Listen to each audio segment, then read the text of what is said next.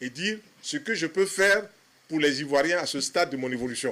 Forme d'obésité, c'est les mélanges alimentaires qui sont faits et qui ne sont pas bons pour la personne. Et puis ce qui amène aussi au gros ventre, c'est la sédentarité. La personne est toujours assise, la personne est toujours debout. Et elle peut aller à la selle, mais elle n'a pas un transit complet.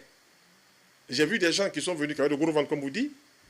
Quand on leur a donné notre programme pour nettoyer le tube digestif, il y a des choses qu'elles avaient mangées il y a un mois qui sortaient maintenant.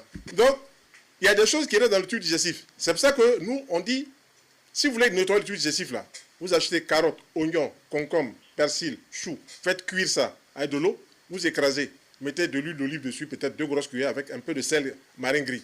Vous buvez cela, un verre le matin, un verre le midi, un verre le soir, une assiette, ça va commencer à nettoyer le tube digestif. Vous avez fait beaucoup de gaz, il y a des gaz, et puis les saletés, les impuretés, les matières indésirables vont commencer à sortir. Dit, si on rentre dans cette démarche, on est gagnant. Voilà. Moi, j'ai fait beaucoup d'erreurs aussi, ce qui m'a permis de perdre mes cheveux. Mais je veux dire que tout ça, c'est lié au stress. On faisait des repas, pommes de terre frites avec Fanta, Coca-Cola, tout ça. Le sucre, là, qui est dans ces boissons-là, c'est lui qui est dangereux. Ce n'est pas la boisson même, c'est le sucre là qui est le problème. Et si vous mangez n'importe quel repas, que vous mettez une boisson sucrée au sucre blanc, il y a danger à l'horizon.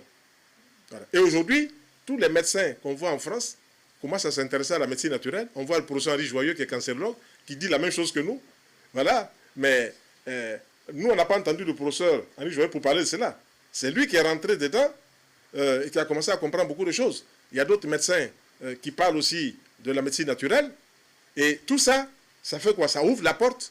Il faut s'intéresser à la médecine naturelle. Mais nous, c'est une médecine naturelle scientifique qu'on peut expliquer. Je n'ai pas dit que la médecine de nos parents n'est pas scientifique. Elle est empirique. On voit que ça soit, on ne peut pas expliquer. C'est ce qu'on dit l'empirisme. Mais elle est scientifique d'un côté parce qu'elle permet d'aider les personnes. Voilà. Et ce que je veux surtout faire ressortir, il y aura des stands où vous pourrez voir des produits, vous pourrez parler avec les praticiens sur les produits, et puis aussi pour assister aux conférences. Quand vous allez assister aux conférences, vous allez dire aïe, aïe, aïe, aïe, aïe. Il y a des choses qui vont vous renverser.